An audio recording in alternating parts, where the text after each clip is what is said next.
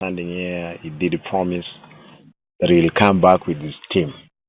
Now that he has all team, procurement, the GM, all engineers, just to figure out what they're going to do next. He has promised that in another 2-3 weeks, they will have started the issues of procurement. Hopefully that we want to ask them before the president comes, that by the time the president comes here, he comes with the contract. Honorable Mbati has just indicated that always these things happen nearer to elections. We don't want this one to be a weapon of election. It's a weapon of development and the business. Therefore, we are looking forward to ask KAA, as you have promised. Good brothers, I was with him in Parliament.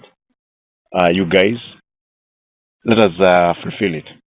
I know that the president, yes, has done some good work. He has what he promised. Some of the roads that he promised in the county at that time were here. They have actually been procured. There are those ones which are on the design stage, as it were. Therefore, looking forward that this one will be able to be finished. I'm told now they are not going to do Category 1 planes landing here. They want to see if we can have Category 2. Category 2 is the light flight because of the runway. Looking forward, I've asked them if we can talk to the community. The issue of backfilling, the other side, will definitely have to look for more resources. And now that I'm in government, I've just indicated I'm in this broad-based government and we're running the country.